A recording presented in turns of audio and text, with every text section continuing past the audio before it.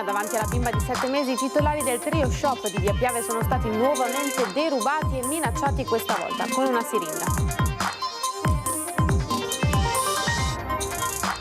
Ennesimo incidente lungo la 4 tra San Stino di Livenza e il nodo di Portogruaro. Un uomo è rimasto incastrato tra le lamiere a pioggia, camion in fiamme. Un arresto e una denuncia è per ora il bilancio di un'operazione della polizia contro le frodi sulle carte di credito, la base delle truffe per circa 70.000 euro in un campeggio di Marghera.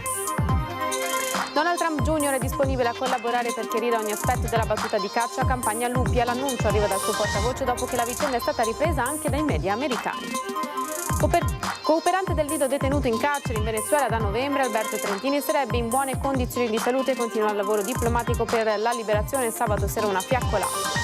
La partita di domenica 9 febbraio sarà blindata su decisione della prefettura, inibita la vendita di biglietti in Lazio, ma anche a Udine e Pordenone. Buonasera, bentrovate e bentrovati, edizione di Venezia dei nostri telegiornali. Iniziamo subito con le notizie. Meno di un mese fa, la rapina davanti alla loro bimba di 7 mesi. Ieri i titolari del Trio Shop di Via Piave a Mestre sono stati nuovamente derubati e minacciati, questa volta con una siringa. Sentiamo. Dopo la violenta rapina subita 20 giorni fa, i titolari del Trio Shop qui in Via Piave a Mestre si sono trovati nuovamente a dover fronteggiare una ladra. Questa volta il titolare è stato minacciato con una siringa. Eccola all'opera, ripresa senza saperlo dalle telecamere del negozio, mentre arraffa prodotti di vario genere e calzini. Ho visto lei prendere tanti roba, mettere subito dentro borsa. Poi ha cercato di uscire con la massima indifferenza, ma i titolari l'hanno bloccata. Molla! Signora, tu spalle dentro! Molla! Ho le siringhe, molla! Ho le siringhe, molla! La donna non aveva intenzione di cedere, ma nemmeno i titolari, nonostante le sue minacce. E in attesa dell'arrivo della polizia, chiamata da una cliente, l'hanno obbligata a lasciare la refurtiva. Fuori tutto, vai via. Tanti! Non c'è niente in anche, ancora! Tieni. Ancora! Non è, anche se c'è da lì roba! Tutto! Io controllo, va bene? Non c'è niente! Vedere? Tanti! Ancora! Poi voleva fuggire. Non puoi tenermi dentro! È sequestro di persona! Ferma qua! Fammi uscire! Tu, rubare! Fammi uscire! Niente la roba! Niente! Uscire! Anche se tu la roba! Niente!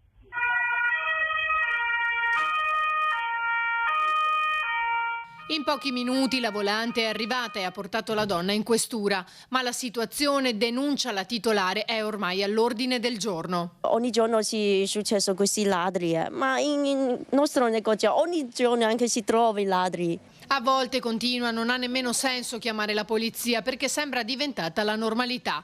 Poi l'appello al comune, spiegandosi attraverso il traduttore del cellulare. Spero che il governo veneziano, ovviamente riferendosi al comune, promulghi una nuova legge che ai ladri venga confiscata la residenza e rimandati nel loro paese. Tragedia sfiorata ieri sera a Venezia. Il titolare di un chiosco ha accoltellato un suo cliente. L'aggressore è processato per direttissima. Il questore ha disposto la chiusura del locale per 15 giorni. Lite violenta nella zona dei chioschi dei Giardini Papadopoli a Venezia ieri sera verso le 21. Tutto è nato da un diverbio, sembrerebbe per futili motivi, quando il titolare bengalese di un chiosco ha coltellato al braccio un suo cliente italiano. In poco tempo è giunta sul posto una volante del 113 chiamata da chi aveva assistito alla scena. Nessuno è fuggito e quando gli agenti sono intervenuti il bengalese col coltello è stato fermato e processato per direttissima all'indomani. Il ferito invece portato all'ospedale civile con i sanitari del 118 chiamati dalla polizia per le cure necessarie. Una brutta ferita, ma non è in pericolo di vita. L'incidente poco dopo le 13 lungo l'A4 nel tratto tra San Stino di Livenza e il nodo di Portogruaro in direzione Trieste. 3 i mezzi pesanti coinvolti, uno dei conducenti è rimasto incastrato nell'abitacolo ed estratto dai vigili del fuoco, non è in pericolo di vita. Illesi gli altri 2 sul posto sono intervenuti il SUEM 118, la Polizia Stradale e il personale di Autostrade Alto Adriatico. Le operazioni di sgombero sono state impegnative anche perché la strada era piena di bottiglie cadute da uno dei mezzi. E nel tardo pomeriggio, come vedete ora dalle immagini, un camion ha preso fuoco lungo la strada di Valli Chioggia in direzione Venezia. Poco dopo la rotonda grande si è fermato al lato in attesa dell'arrivo dei vigili del fuoco, giunti sul posto in pochissimo tempo. Fortunatamente in questo caso nessuna persona è rimasta ferita. Un arresto e una denuncia è ora per ora il bilancio di un'operazione della polizia contro le frodi sulle carte di credito, la base delle truffe per circa 70.000 euro in un campeggio di Marghera. Prima un SMS che sembrava inviato dalla banca la invitava a contattare un numero dedicato alla clientela. Poi la telefonata di un falso consulente le comunicava la clonazione delle sue carte di credito, convincendola a depositarle in busta chiusa fuori di casa per il ritiro da parte di un incaricato della banca. Infine, l'ultima telefonata con la quale i truffatori sono riusciti ad estorcerle i codici di sicurezza delle carte di credito, utilizzati poi per prelievi di denaro e acquisto di materiale informatico tra Venezia e Padova. La denuncia della vittima al Centro Operativo per la Sicurezza Cibernetica di Venezia ha portato la polizia a individuare 2 persone residenti a Napoli ma con base operativa in un campeggio di Marghera. La perquisizione domiciliare ha consentito l'arresto in flagranza di reato di uno dei 2 trovato in possesso di una carta di credito detenuta illecitamente, di una rilevante somma di denaro e di cellulari ancora imballati. Le indagini proseguono per identificare eventuali complici di una truffa che al momento coinvolge un cospicuo numero di vittime per un importo complessivo di circa 70.000 euro. Donald Trump Jr. è disponibile a collaborare per chiarire ogni aspetto della battuta di caccia campagna Lupia. L'annuncio arriva dal suo portavoce dopo che la vicenda era stata ripresa anche dai media americani. Donald Trump Jr. è pronto a collaborare pienamente ad ogni indagine sull'abbattimento della specie d'anatra protetta nella laguna veneziana. Sarà forse perché le denunce politiche alle forze dell'ordine che in Italia hanno seguito la battuta di caccia del figlio del presidente degli Stati Uniti a campagna Lupia hanno avuto ampio risalto anche sui media americani. Sulla vicenda arriva per la prima volta la voce di Donald Jr. Sebbene non sia chiaro se questa singola anatra sia stata uccisa involontariamente da qualcuno del gruppo di Don, da un altro gruppo di cacciatori o uccisa in modo diverso e recuperata dal cane di caccia del gruppo, ha scritto il suo portavoce Andy Surabian, durante le sue cacce Don prende molto sul serio il rispetto di tutte le regole, i regolamenti e la tutela della fauna e prevede di collaborare pienamente con qualsiasi indagine. Questa è un'anatra piuttosto insolita per l'area, non sono neanche sicuro di come si chiami in inglese, dice Donald Trump Jr. di fronte a quell'anatra che da un paio di giorni siamo in grado di chiamare per nome e cognome, Tadorna ferruginea o più semplicemente casarca. Il video è stato rimosso dal canale che lo aveva diffuso, ma continua ad avere ampio risalto anche sui media americani. Altra vicenda dibattuta è quella sui permessi alla caccia. Secondo il consigliere regionale Andrea Zanoni, non risulta che il Veneto abbia una norma che permette il rilascio del tesserino regionale di caccia a cittadini stranieri dietro presentazione della documentazione necessaria per l'esercizio venatorio nel paese di provenienza. Secondo l'assessorato regionale alla caccia, sì. La Regione del Veneto ha inoltre comunque ritenuto di attivare una procedura di verifica tramite la polizia venatoria per svolgere gli opportuni approfondimenti del caso. Violenza domestica. Su ordine della procura i carabinieri hanno arrestato un 51enne di Noale che dovrà scontare una pena complessiva di 3 anni e 4 mesi di reclusione per maltrattamenti in famiglia e lesioni personali aggravate commessi tra il 2016 e il 2019. È stato ora rinchiuso nel carcere a Venezia. Cooperante del Lido, detenuto in carcere in Venezuela da novembre. Alberto Trentini sarebbe in buone condizioni di salute, continua intanto il lavoro diplomatico per la sua liberazione. Sabato sera una fiaccolata.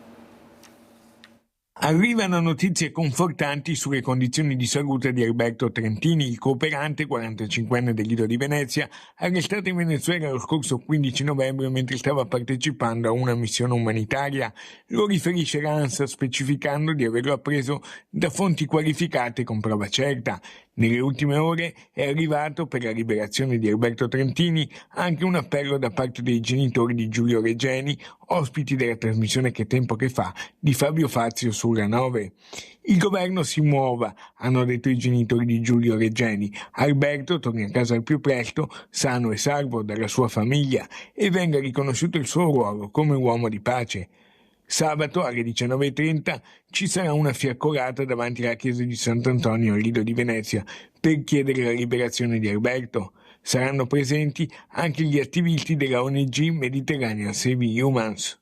Insieme a tanti altri associazioni, ma anche semplici cittadini, chiediamo che Alberto venga al più presto liberato e possa far ritorno tra la sua famiglia in Italia. Caccia parla di solidarietà sotto attacco. Come chi opera a difesa dei diritti umani e a sostegno degli ultimi, delle persone più fragili, noi chiediamo che il governo italiano faccia il possibile e l'impossibile per riportare al più presto a casa questo nostro concittadino.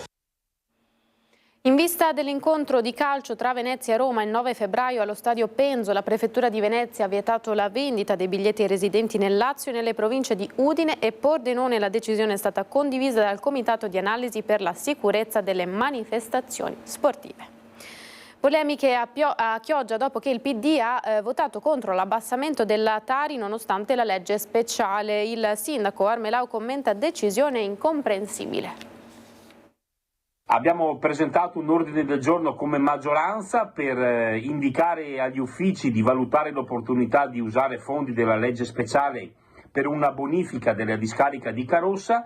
E cosa ha fatto il Partito Democratico? Ha votato contro. Durante il Consiglio Comunale del 3 febbraio il Partito Democratico ha votato contro un'occasione concreta per ridurre la Tari, dice Armelau. Ordine del giorno che andava nella direzione ovviamente giusta, che era quella di abbassare la Tari, visto che siamo pesantemente criticati e attaccati dal Partito Democratico, dal PD, come l'amministrazione delle tasse. Cosa hanno fatto loro? Invece di votare a favore di questo ordine del giorno, hanno ben pensato di votare contro. La legge speciale consente di destinare risorse a interventi strategici per la città lagunare e l'amministrazione aveva individuato nella bonifica di Carossa un'opportunità concreta per alleggerire il peso della Tari. La decisione del PD, continua il sindaco, è incomprensibile e i cittadini ora si aspettano risposte. Ma non è tutto. Altra nota importante è quella dell'assenza totale dei 4 consiglieri di Fratelli d'Italia, quindi i paladini dei cittadini non erano presenti durante una votazione così importante che appunto andava nella direzione di cercare di calmierare gli aumenti della Tari. Il personale c'è e all'orizzonte ci sono anche nuove assunzioni. L'assessore alle politiche educative Besio risponde alle recenti polemiche su asili e scuole d'infanzia comunali a Venezia. Tra prese di posizione politiche e lettere aperte dei genitori, la presenza o carenza di personale negli asili nido e nelle scuole d'infanzia comunali è stato ultimamente argomento di dibattito da Mestre a Venezia. Una richiesta di aumento di personale è contenuta in un'interrogazione all'assessore alle politiche educative Laura Besio, un'interrogazione appoggiata da tutti i consiglieri di opposizione e a prima firma Monica Sambo. Sa benissimo che proprio lunedì avremo il concorso con 3 prove addirittura nella stessa giornata proprio per velocizzare, perché le graduatorie sono state tutte scorse, sono esaurite e quindi l'impegno è massimo da sempre e chiaramente lo sa, omette di dirlo e ne uscirà come una eroina lunedì. Quindi c'è un nuovo concorso e nuove assunzioni già all'orizzonte. Assolutamente. L'assessore Besio illustra i numeri del Comune di Venezia. Il rapporto numerico negli asili nido, cioè quello per i bambini fino a 3 anni, è sempre di 1 a 6, mentre la Regione permetterebbe anche 1 a 8. Nella scuola dell'infanzia, la vecchia scuola materna, quindi dai 3 ai 6 anni, il rapporto sarebbe di 1 a 25 da normativa ed è di 1 a 22 in Comune di Venezia. Sono dei rapporti che noi consideriamo nell'arco della giornata, quindi può capitare ragionevolmente, non capita sempre, che una maestra si trovi con più bambini rispetto al semplice numero 6. Come può capitare anche che alcuni bambini vengano distribuiti diversamente, questo accade di solito il pomeriggio nelle scuole dell'infanzia quando non si svolgono le attività didattiche che di solito vengono invece concentrate nella mattinata e i bimbi sono anche spesso in via d'uscita. Laura Besio non ha gradito l'impegno sul tema della segretaria del Partito Democratico Monica Sambo, che ha chiesto ai genitori di segnalarle i problemi degli asili e delle scuole d'infanzia del comune. Parliamo di una sindacalista, parliamo di una maestra, di una pedagogista, di un'amministrativa del personale. Attenzione, perché svolgere il proprio mandato da consigliere non è esattamente questo. Noi dovremmo correre tutti con la stessa maglia per lo stesso obiettivo e far sì che i servizi del Comune di Venezia continuino a restare delle eccellenze. Come era stato annunciato per tutto il mese di febbraio, il campanile di San Marco non sarà visitabile per consentire importanti interventi di manutenzione. Ogni anno sono circa 700.000 i visitatori che, dopo essere arrivati a Venezia, fanno tappa in uno dei luoghi simbolo della città, il campanile di San Marco, per ammirare da qui una vista mozzafiato sulla piazza e sulla laguna. La Procuratoria di San Marco ha in affidamento questo patrimonio di inestimabile valore, insieme alla Basilica, con il compito di custodirlo. Come era stato annunciato a novembre, per tutto il mese di febbraio il campanile di San Marco è chiuso e non sarà accessibile ai turisti per alcuni importanti interventi di manutenzione voluti dalla Procuratoria, sempre d'intesa con il proto della Basilica, architetto professore Mario Piana. Il primo procuratore, avvocato Bruno Barel, fa il punto sui lavori in corso. Un intervento finalizzato alla sicurezza delle persone e perciò era assolutamente necessario. Tra l'altro sostituiremo il vecchio argano, l'argano storico del campanile, e speriamo di riuscire a conservarlo e a farlo vedere perché fa parte della memoria storica del campanile. Abbiamo già ultimato invece i lavori di manutenzione straordinaria della cella campanaria. Ci saranno anche altre sorprese. Stiamo anche riflettendo sulla opportunità di ridare un po' di luce notturna all'angelo che svetta sulla punta del campanile e che è un riferimento storico, culturale ma anche affettivo per la città di Venezia. Cantieri aperti anche in questo periodo in Basilica. Completando i lavori di restauro alla Basilica è partito all'inizio dell'anno il primo stralcio di manutenzione straordinaria delle falde del tetto, è un intervento importante che proseguirà con gli altri stralci.